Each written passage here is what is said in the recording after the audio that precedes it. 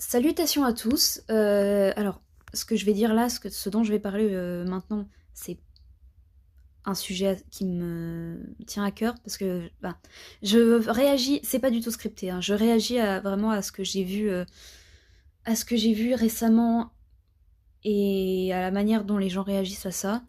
Et franchement, moi, ça me scandalise. Je vais parler de harcèlement.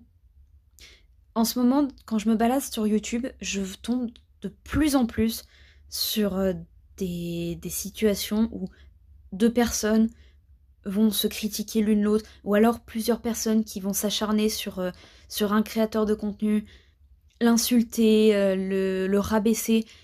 Et généralement, quand je creuse un peu, je me rends compte que c'est des personnes très jeunes. La dernière fois, c'était des personnes de 10 11 ans.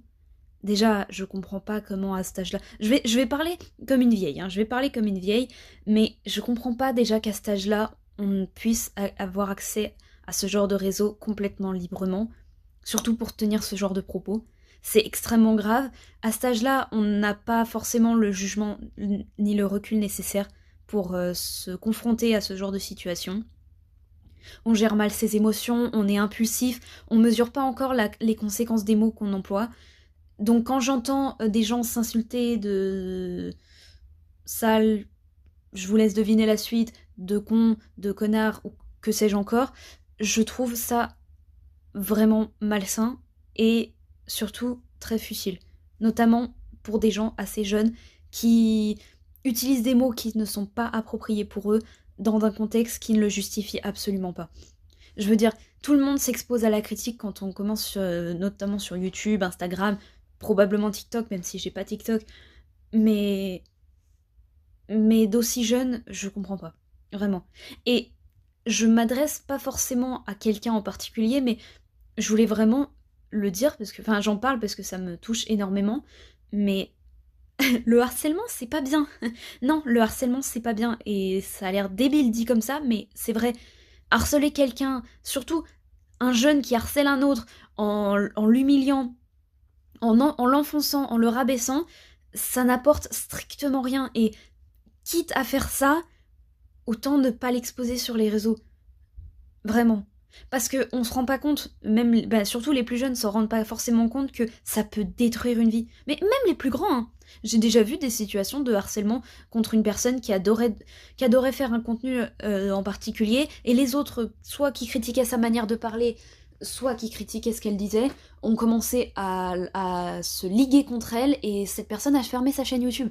Donc je comprends pas pourquoi on s'acharnerait sur quelqu'un qui n'a rien demandé, qui veut juste faire ce qu'il aime, sans avoir à subir les critiques des autres. Surtout qu'il y a des gens pour qui YouTube est même les réseaux sociaux est un échappatoire, dans lequel on essaye d'oublier ses soucis de la vraie vie, dans lequel on essaye d'échapper à tous ces ennuis du quotidien. Et si c'est pour se retrouver en face de personnes qui te critiquent, t'insultent et te rabaissent, ça en vaut pas la peine. Et je suis persuadée qu'il y a certains commentaires qui peuvent pousser à des situations très graves, euh, comme de la dépression, voire pire. Mais je vais pas en parler parce que sinon je vais me faire censurer. Voilà. Donc voilà, je trouve ça inadmissible. Complètement inadmissible. C'est très bateau ce que je dis, hein, mais j'ai vraiment besoin d'en parler parce que c'est de plus en plus, j'ai l'impression. Alors, ça a toujours existé, mais là, j'ai vraiment l'impression que j'en vois de plus en plus. Ou alors c'est moi, hein. Mais dans tous les cas, je trouve ça absolument inadmissible.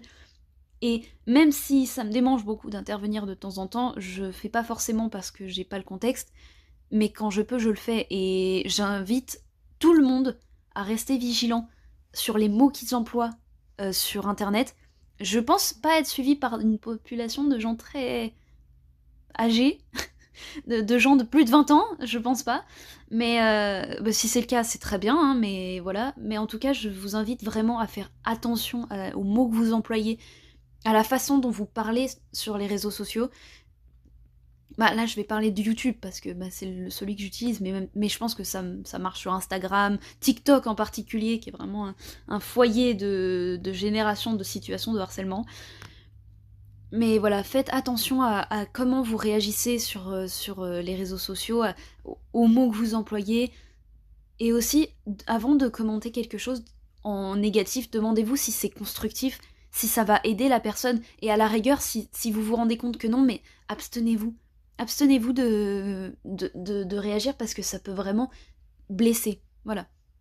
C'est contre personne, hein, cette vidéo, c'est juste j'avais vraiment besoin d'en parler. Et je trouve ça inadmissible. Voilà. Donc soyez vigilants, et si jamais vous voyez, vous êtes témoin d'une situation, si vous...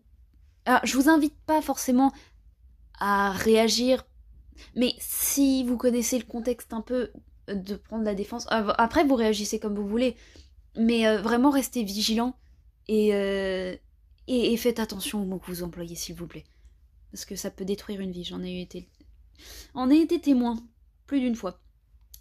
Voilà, ça sonnait un peu comme un discours de vieux, mais ça me touche énormément, le harcèlement, et surtout le harcèlement numérique, parce que on est caché derrière un écran, donc les conséquences sont moindres. Déjà que le harcèlement de base, surtout le harcèlement scolaire, est assez moindrement puni dans la vie réelle, mais le harcèlement en ligne, c'est encore pire. C'est vraiment l'open bar du harcèlement pour tous ceux qui veulent critiquer ou même faire quelques dingueries sans être punis parce qu'on les voit pas derrière leur écran, et qui se fichent royalement des conséquences vu que on connaît pas la personne, donc on s'en fout.